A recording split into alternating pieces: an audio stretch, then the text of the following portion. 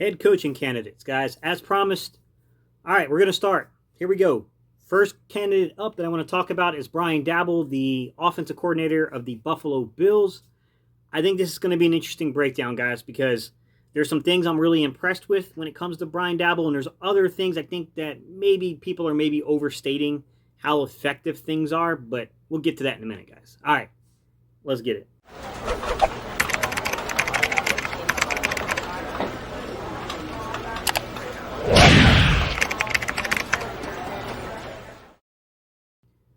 What's up, Eagles Nation? What's going on, NFL world? How you doing, division rivals? This is Steven Hyder with K City Sports Channel, the sports channel where the cerebral NFL fan comes for about 10 minutes of daily content. Good morning, good afternoon, or good evening, whenever it is you get around to watching this, guys. Once again, Steven Hyder, K City Sports Channel. All right, guys, before we jump into this topic, I just want to take a second and thank you guys. Crossed over 3,000 subscribers. That's a really crazy number to me because I remember it feels like yesterday when I had like 5 subscribers and like I was talking back and forth with people. And for some of you guys, I can absolutely remember the dates that you guys subscribed and you started kind of conversing back and forth with me. Hey, I love the fact that this is so involved in community building, and I love the community that we've built here, guys. I love the fact that I can go back and forth with some of you guys. It's fun. All right, y'all. So today's topic, Brian Daboll. Like I want to talk about what I see from Brian Daboll's system, guys, and I'll lay my cards on the table for you guys right away, and I'll take away some of the mystery and some of the myth, but I'll give you the film to show you the physicals examples of his actual like system, okay? So Brian Daboll, like you can make an argument that his system is spread mixed in with West Coast offense, or you could say that, well, really what it is it's West Coast offense with a lot more spread than we're used to seeing.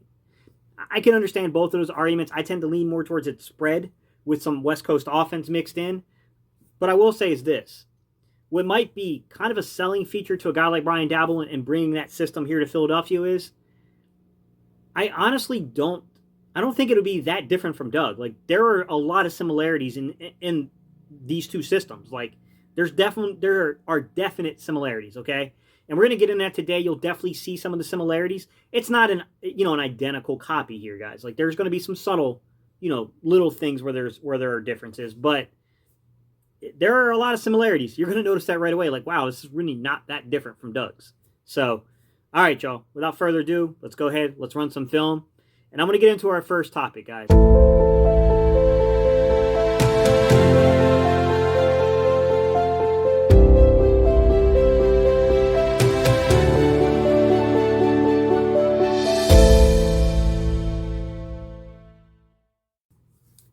All right, ladies and gents, let's talk about the big elephant in the room here with Brian Daboll, right? The elephant in the room here is the status of a quarterback by the name of Carson Wentz, and then maybe the use of a guy like Jalen Hurts. So the way that a lot of people will bill Brian Daboll is look what he did with Allen in Buffalo. He probably could do this with Wentz.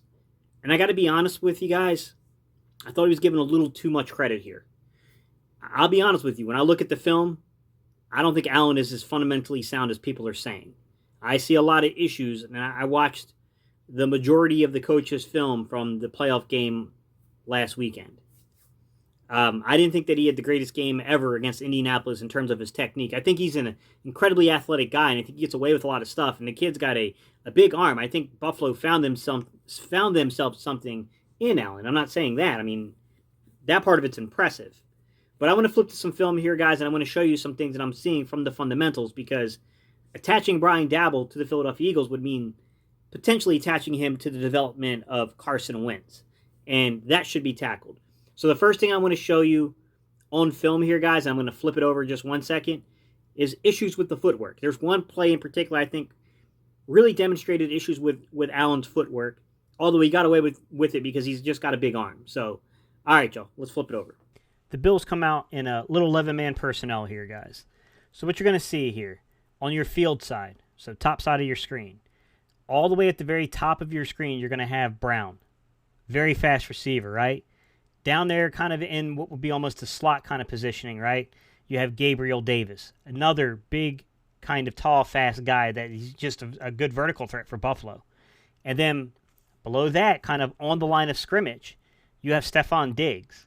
That's what makes kind of Daboll's offense work here with the spread concept is that he's got 3 guys who can really get down the field and can really hurt you with their speed. And 2 of them are fairly good contested catch guys. On the bottom side of your screen, which would be the boundary side of your field, you have an inline tight end. I believe that's Knox. And then I believe your running back there, which is offset to the right, I believe that's Moss. So here's your routes. Going from the top of your screen, Brown's going to run just kind of an out route. It's a deeper out route.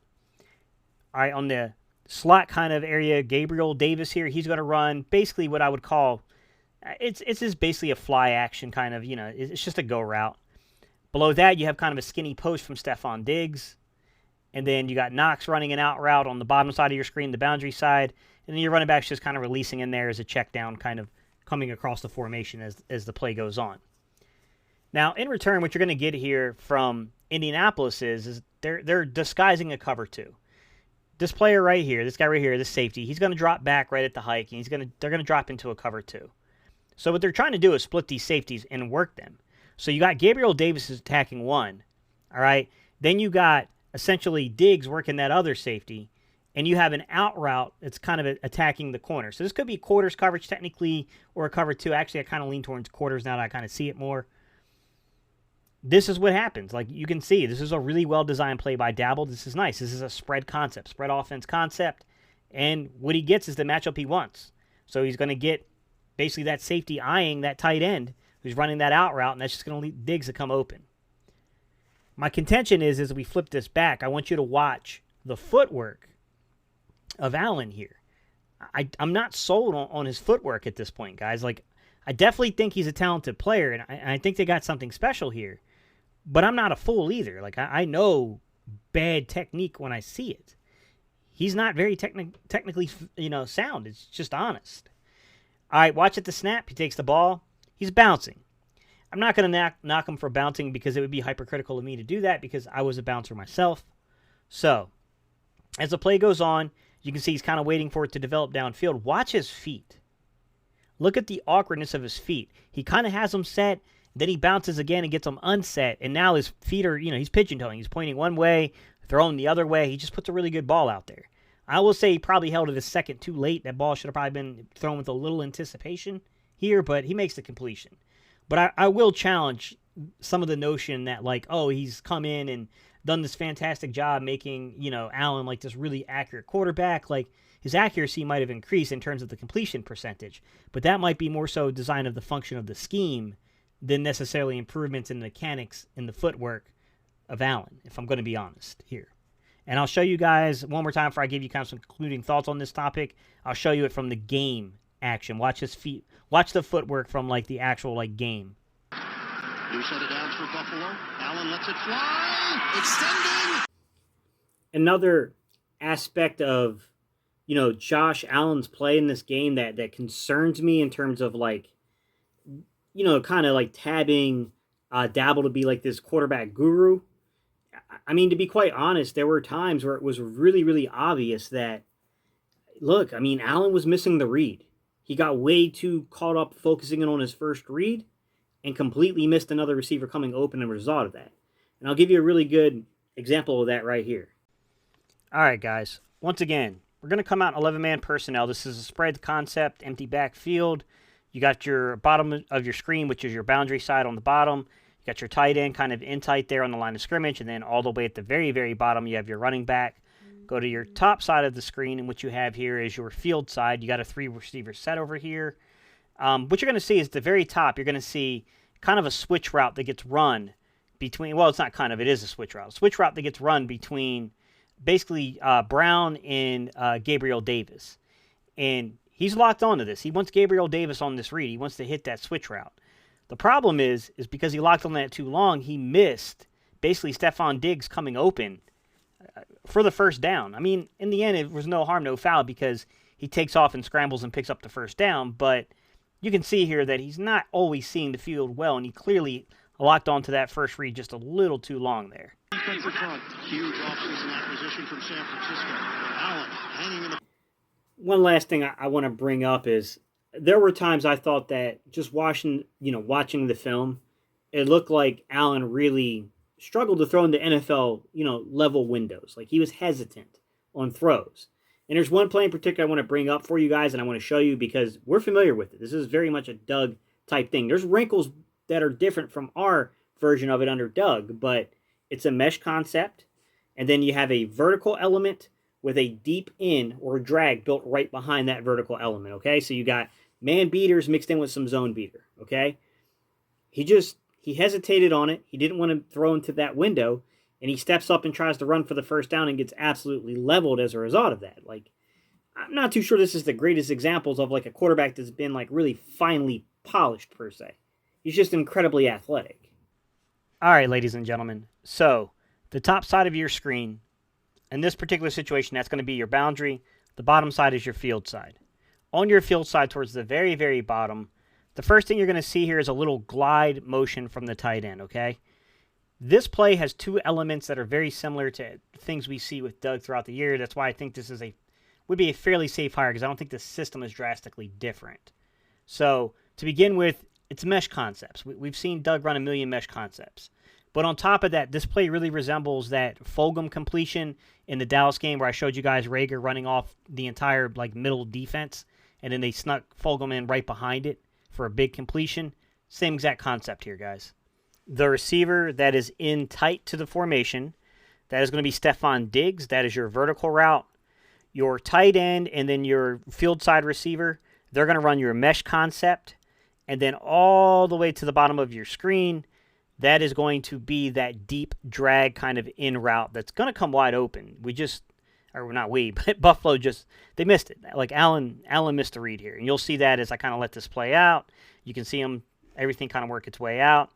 And then instead of making this throw, he decides to just go ahead and try to scramble for it, which was a mistake because he got popped on this one. And I'll show you the live angle of this. Allen steps up. 3rd and 10.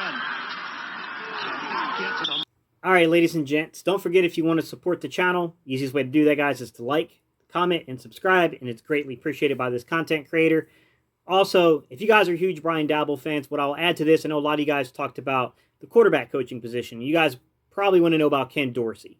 You got to keep in mind this about Ken Dorsey. Maybe they are a package deal, but Buffalo could block you if you're only laterally transitioning him. So if you're taking Ken Dorsey and making him your offensive coordinator, then you might stand a chance, actually. Then I could see that happening. But you're not going to take Ken Dorsey from the quarterback coach of the Bills to the Eagles. I think that would be very unlikely. So you'd probably have to give him the offensive coordinator. So in that sense, potentially it could be that.